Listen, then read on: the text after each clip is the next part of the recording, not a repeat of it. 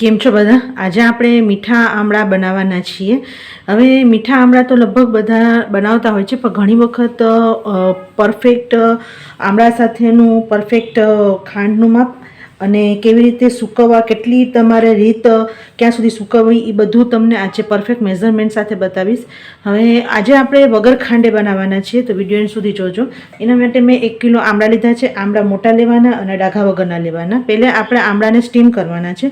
તેના માટે જો તમારી પાસે સ્ટીમર હોય તો સ્ટીમર લઈ લેવાનું, અથવા તમે કોઈ પણ એક પેનમાં આવી રીતે નીચે પાણી લીધું છે અને પાણી ઉકળવા રાખી દેવાનું. સ્ટેન્ડ રાખ્યું છે, એના ઉપર આવી રીતે ચાયણી રાખેલી છે અને આવી રીતે આપણે બધા આમળા ગોઠવી દઈશું અને મિનિમમ એને 15 થી 20 મિનિટ આપણે સ્ટીમ કરશું, જેથી આપણે ચાકુ કે કોઈ પણ ટૂથપીક અંદર નાખીએ ને તો ખૂંચી, એટલે કે પ્રોપર કૂકડ હોય ત્યાં સુધી આપણે એને કૂક કરશું.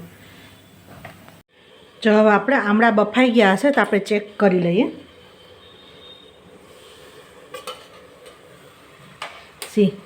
તમે જુઓ ને તો આવી રીતે સરસ ચાકુ જાય ને એવી રીતે આમળાને બાફવાના છે. હવે આને ગેસ બંધ કરી અને થોડીક વાર રૂમ ટેમ્પરેચર પર આવે ત્યાં સુધી આપણે એને ઠરવા દેશું, કે જેથી આપણે કળી છૂટી પડે. હવે આપણે વગર ખાંડે આજે બનાવવાના છીએ, તો આજે હું સાકરનો ઉપયોગ કરું છું. તો આવી રીતે 1 કિલો સાકર લીધી છે. તો 1 કિલો આમળા સામે 1 કિલો સાકર લીધી છે. હવે આને થોડા કટકા કરી અને પછી હું મિક્સરમાં આનો પાવડર કરી લઈશ.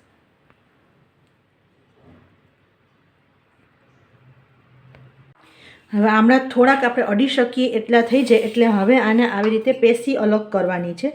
અને આવી રીતે પેસી અલગ કરી અને એક બાઉલમાં આવી રીતે બધા કાઢી લેવાના છે અને વચ્ચેના જે આપણે બી છે એ સાઈડમાં કરી લેવાના છે.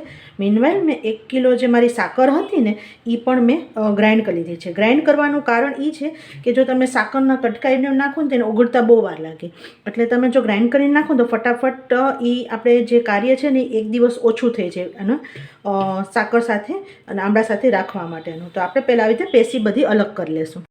જો આપણે બધી પેસી આવી રીતે અલગ કરી લીધી છે અને આપણે જે આ સાકરનો પાવડર કરેલો હતો ને એ બધું આની અંદર નાખી દઈશું.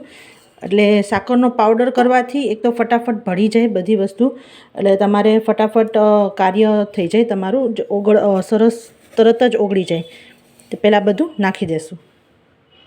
જો બધી સાકર નાખી દીધી છે અને હવે આને આવી રીતે હળવે હાથે મિક્સ કરી લેશું અને આને 3 દિવસ આમાં સાકર સાથે પાવડરમાં રાખી દઈશું. એટલે આમાં થોડીક વાર પછી તમે જોશો ને એટલે સાકરની ચાસણી થવા મળશે, એટલે અંદર સુધી જે આમળામાં છે ને મીઠાશ ઉતરી જાય. એટલે મિનિમમ આપણે આને 3 દિવસ રાખશું અને પહેલાં આમ ઉપર નીચે સરખું કરી લેવાનું. બધી જગ્યાએ સાકર ભળવી જોઈએ આમળા સાથે, એટલે મિનિમમ આપણે 3 દિવસ આને રાખવાનું છે. 3 દિવસ પછી આગળની પ્રોસિજર આપણે બતાવીએ. જો 3 દિવસ થઈ ગયા છે અને હવે આપણે આ આમળાને પહેલાં નિતારી લેશું.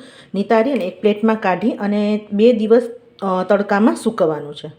જો આવી રીતે થોડીક વાર ચાયણીમાં છે ને નિતારી લેવું. અને આ ચાસણી જો તમારે જે આપણે વધેલી છે ને જે સુગર સિરપ, એ તમારે શરબતમાં તમે વાપરી શકો, એટલે કે તમારે આમળાનું શરબત બનાવવું હોય એમાં વાપરી શકો, અથવા ફરીથી બીજી વખત આવા મીઠા આમળા બનાવવા હોય ને તો આની અંદર જ તમે આમળાને સ્ટીમ કરીને ફરીથી નાખી શકો. તો પહેલાં જ આવી રીતે નીતરવા દેવાનું, પૂરેપૂરું નીતરી જાય ને પછી આને તમારે 2 દિવસ ફૂલ તડકામાં સૂકવવાનું છે.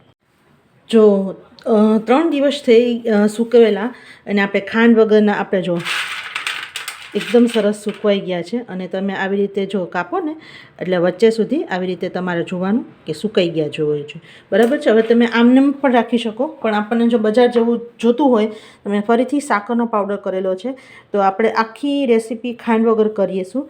તો આવી રીતે ઉપર આવી રીતે સાકરનો ભૂકો નાખી દેવાનો. અને કારણ કે આપણે ઓલરેડી સાકર નાખેલી છે ને એટલે બહુ જ ઓછું ગળ્યું છે, તો તમને મજા આવશે ખાવાની. આવી રીતે સાકરનો ભૂકો બધી જગ્યાએ રગદોળી દેવો. સાકરનો ભૂકો સરસ રગદોળી દીધો છે અને પછી તમારે એરટાઇટ કન્ટેનરમાં ભરી અને આખું વરસ સાચવી શકો. આવું તમે જેટલી ક્વોન્ટિટીમાં બનાવવું હોય એવી રીતે બનાવી શકો. અને તૈયાર છે આપણું વગર ખાંડે બનાવેલા મીઠા આમળા. એકવાર જરૂર ટ્રાય કરજો. ગમ્યું હોય તો લાઇક, શેર અને સબસ્ક્રાઈબ કરી અને સાથે બેલ આઇકન દબાવી દેજો. અને બેલ આઇકન દબાવી ઓલ દબાવી દેજો, જેથી આવનાર બધા વિડીયોની નોટિફિકેશન તમને મળતી રહે. આવજો.